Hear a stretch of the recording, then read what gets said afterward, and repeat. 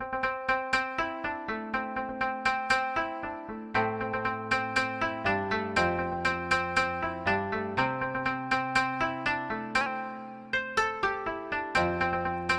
good day, good night, and welcome to Five Rings Daily for day 8 of the PyeongChang 2018 Winter Games. I'm Kevin Laramee, and flying solo today. Duane will be back as soon as possible. To start the show, before I go into my medals, because I watch pretty much everything on day 8, so I do have more than one medal per kind of medal. The only medal I only have one is the now famous Poutine medal. But before we go into our medals for day number 8, which actually marks the halfway point of the 2018 Winter Games in PyeongChang in South Korea, after day 8, it's halfway. It's halfway done. It's almost done. It's almost over already.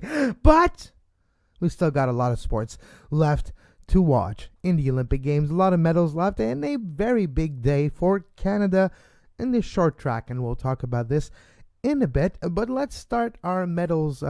Before we start, you can listen to us on YouTube live, like you are doing right now. If you are listening to us live, youtube.com/sports podcasting network, and as well, if you want us to continue to bring you the great coverage that we do year-round, you can do so at patreon.com/sports podcasting network.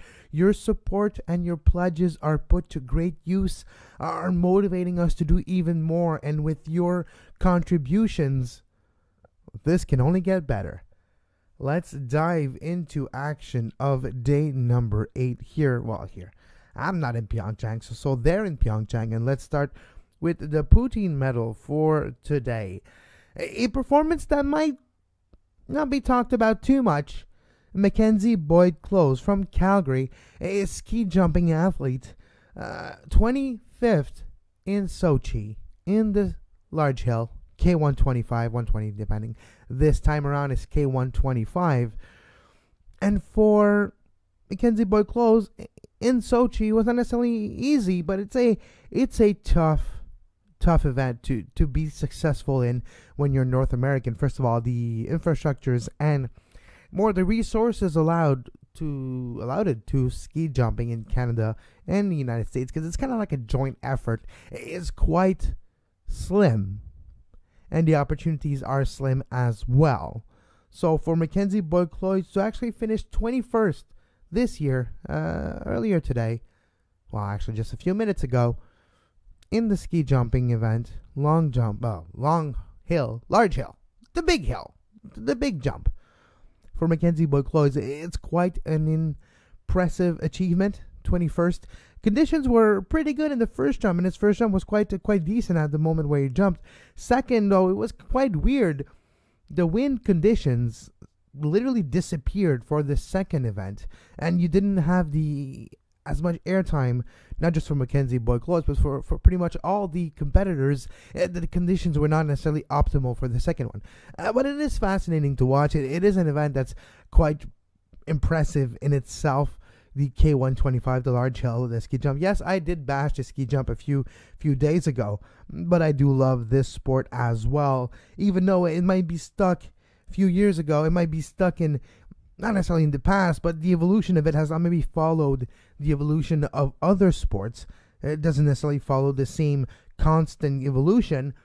It's stagnated, but it's still a worthy sport and worthy of Olympic spot, in my opinion, for sure.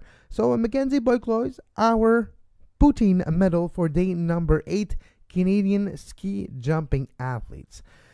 Which now leads me to my wood medal, and I should say to my woods medal, because I have 2 today. I prepared a few list of medals. So let's start by the channeling of 1998 by the Czech hockey team. Back then it was a Czech Republic. It was Czechoslovakia. Was it Czechoslovakia? Was it Republic Czech in 1998? Anyways, Dominik Hasek. I think it was the Czech Republic. 1998, the Czech Republic won against Canada, and it was the 20th anniversary. And lo and behold, last night Canada was playing the Czech Republic in a preliminary round hockey game, second game for Canada. Canada was undefeated and they lost in a shootout yesterday.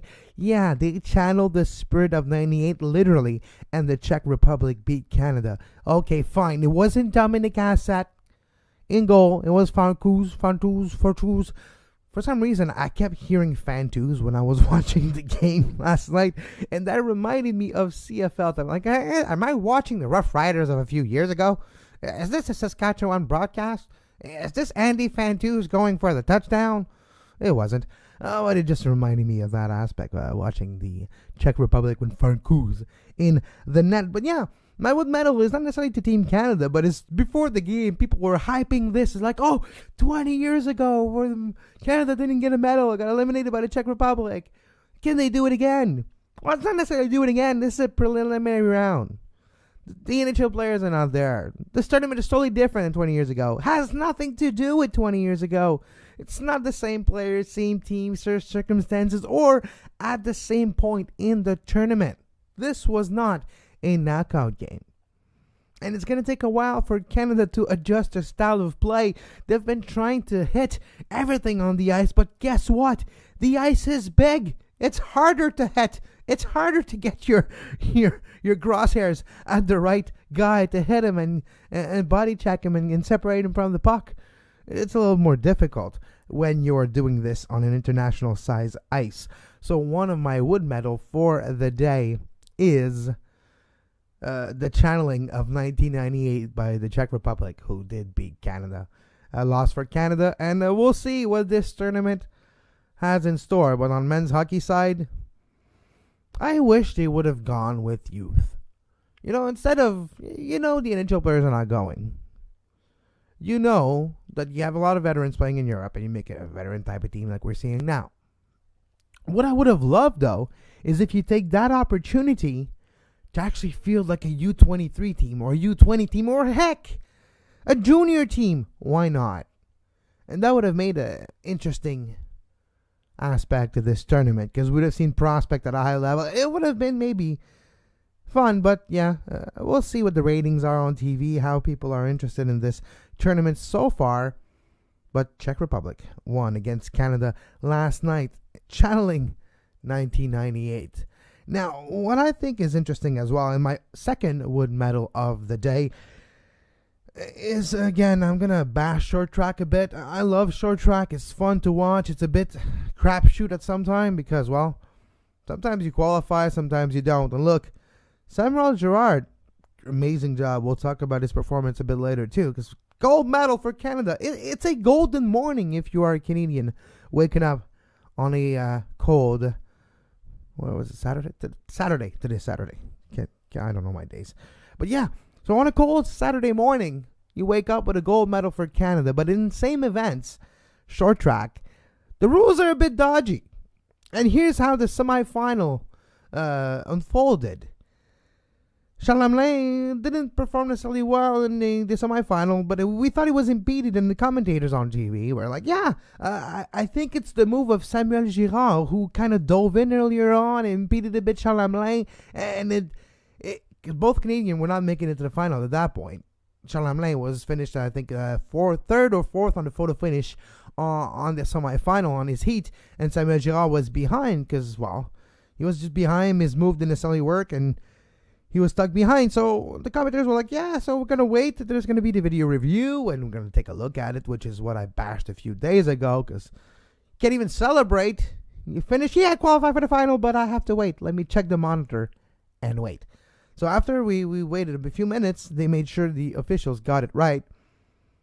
And no, lo and behold, to the surprise of everyone, it wasn't Samuel Girard who was given a penalty for impeding Chalamet or the Korean athlete. No, it was Chalamet getting the penalty for impeding Samuel Girard. Samuel Girard automatically qualifies for the final, which gave him the opportunity to have the race of a lifetime to eventually capture that gold medal. And it was a great performance by Samuel Girard, and we'll talk about this later on. But my wood medal is the short track rules. Like, are they consistent? Shouldn't we know them? Shouldn't it be obvious? Shouldn't it be logical, pragmatical, and replicatable. Sometimes in some races, the same move is deemed okay. And sometimes in the next race, the exact same move is deemed illegal and penalized, and the person's Olympics are over. Marianne Saint-Gelais, second race in a row, she was disqualified. But this time around, she got impeded by the Korean athlete and made her tip her top of the edge, the point of her edge, into the inside of the lane. She actually tripped and fell inside and wasn't able to complete that lap and then the subsequent all lap completely, and that's why she wasn't able to give a free advance. And anyways, there was no impeding on that athlete. Homer ruling? I don't know. But the short track officials lack a bit of consistency in PyeongChang 2018, and that's my second wood medal for day 8. Now we're moving into the positives. We're talking about bronze. And I got 2 bronze today, and both my bronze are a bit related because for the first time in history, Great Britain won 3 medals in the same day in the Winter Olympic Games. One great medal in slopestyle, ski slopestyle that is, last night women's, Isabel Atkins won the bronze, to the surprise of some. And just a few hours ago, skeleton, 2 British siders, skeleton athlete in the women's side, finished on the top of the podium. Laura Arnold and Bates, both Gates, something like that. I apologize, it's not in front of me because I had to change it to have it here. So, but Arnold won the gold medal. Great performance for Great Britain here in the skeleton. British sliding sports are getting a lot better, and that's using the resources available to you, not necessarily just in Great Britain, but especially in a close proximity, moving to other training facilities in Europe to be able to have some experience, some great training. And we've seen it pay off for Great Britain's sliding team. 2 medals in the skeleton event, a gold and a bronze, and a bronze medal in ski last night, freestyle skiing, slopestyle women's side for Isabel Atkins. So those are my bronze medal for day 8. Congratulations to Great Britain. This is their biggest ever Winter Olympic day. So 3 medals for Great Britain, a gold and 2 bronze, which is pretty impressive for Great Britain, a nation, or nations, I know, that is not necessarily used to having great success in the Winter Olympic Games. Now, moving on to our silver medals for day 8. A couple of great performances. One that was, well, both were kind of not necessarily expected, even though Kim Boutin is ranked 3rd in the World Cup standings in the 1500 meters in the short track. With the controversies over the last bronze medal that she won in the 500 meters, she finished 4th, and the South Korean got disqualified in the finals, and the bronze medal went to Kim Boutin. She was harassed on social media by South Korean short track fans, and there was some controversy. The RCMP and the Comité Olympique were both involved, and things got resolved. But Kim Boutin did not need no controversy today. Kim Boutin did not need anyone to be disqualified to climb on that 3rd step of the podium, and that's what she said after the race. This one feels a bit better. This one I can appreciate and celebrate without holding back. And Kim Boutin, 2nd bronze medal of the games, 1500 meters. She did a great race, and not just a race, great heat, great quarters, and great semi for Kim Boutin. She did great. She was in silver position. At one point, she was gold position, silver position with about 4 laps to go, holding her own and keeping her speed and not necessarily focusing on trying to win it, but trying to maintain your ground in a defensive line, a bit of an insider line for Kim Boutin in the last few laps. Yes, she got overtaken, and the South Korean World Cup leader and the world champion as well, won that race. But Kim Boutin, knowing she was already in third position with a lap to go, kept her ground, was able to keep her line, keep her speed, and went for bronze. Sometimes there's something to say. Short track can be such a crapshoot, like I mentioned earlier. And if you have that opportunity, you're in a final, there's 4 or 5 athletes, you basically got 50% of the chance of being on the podium. You race a bit conservatively, you might give you a good edge of being on that podium. And Kim Boutin, for the second time in those Olympic Games in 2018, she is getting some medal. And this time it's bronze, once again, around her neck. My second silver medal for day 8 in Pyeongchang 2018 is Esker Ledeka, snowboarder, and now as well, she does skiing too. She considered herself a snowboarder first and a skier second. She thought she was better at snowboarding than skiing, doing both. She's entered herself in the Super G event, which is the most the technical speed event. So you have the downhill and the Super G. Super G is a bit technical, a bit more twisty-turvy, a bit less jumps or drops than you would have in a downhill. But Esker Ledeka surprised NBC and everyone that was watching her covering the 2018 Olympic Games by winning the Super G on borrowed skis of all. She borrowed Michaela Schifrin's skis, so I guess there was some good luck in those skis. And Esther Ledeka with a performance of a lifetime. Conditions were not bad, actually. Conditions were pretty good. Yes, it was delayed for an hour and it was not necessarily ideal. And the riders, the skiers, the women skiers, did not have a lot of time to explore the course.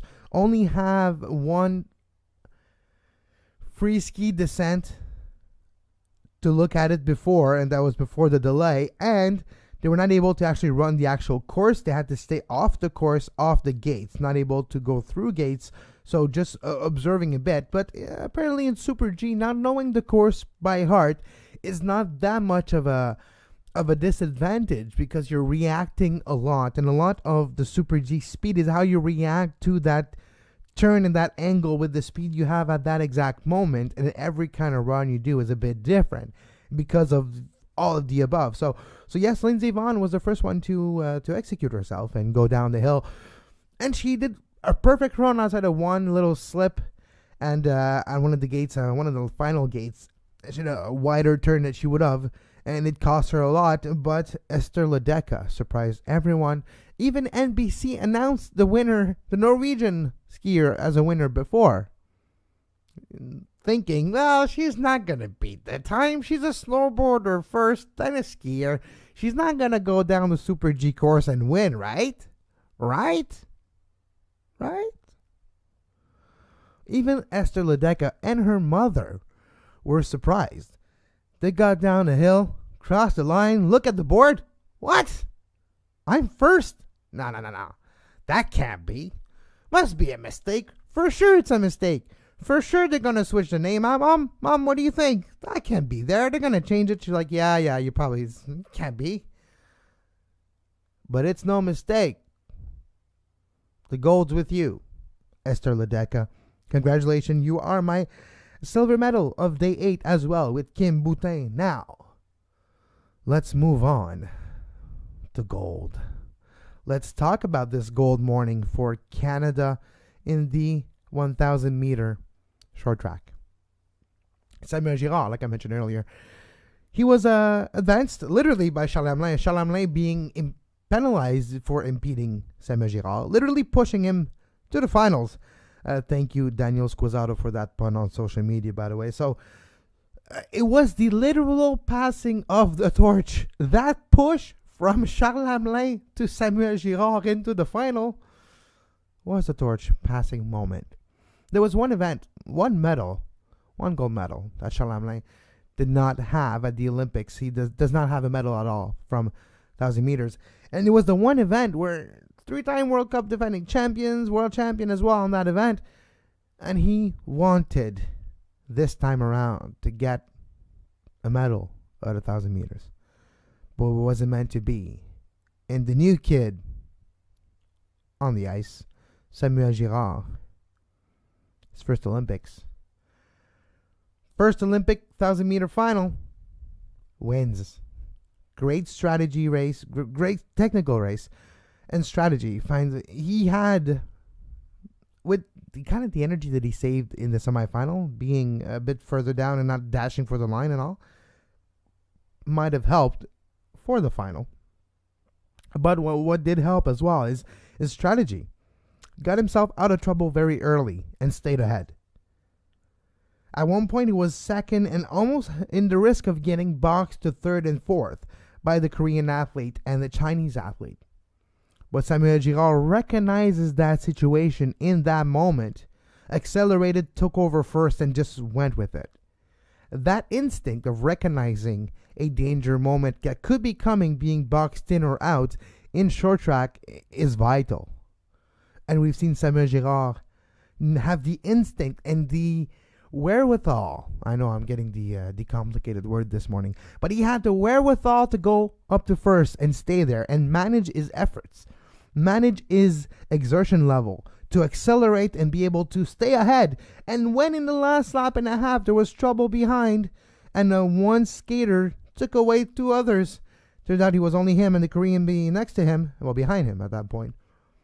There was no looking back. He just had to complete 2 turns without falling. He had enough advantage on the second athlete that gold was not necessarily, it wasn't in trouble. It wasn't in jeopardy. He just needed to execute those turns, and he did. Cross the line first, Samuel Girard. Short track, 1,000 meters, Olympic champion. Congratulations, Samuel Girard. You have arrived. The torch has been passed. The team is in your hands. Now, as well, one other athlete I wanted to mention before we take a look at the medal standings after day 8, which marks the halfway point. So maybe we'll reflect on what the standings say after day 8. But an athlete that became the best ever Winter Olympian as a woman ever again today. 13 total medals from 2002 to 2018. Cross-country skier from Norway, Marit Bjørgen. We've talked about her last week as well.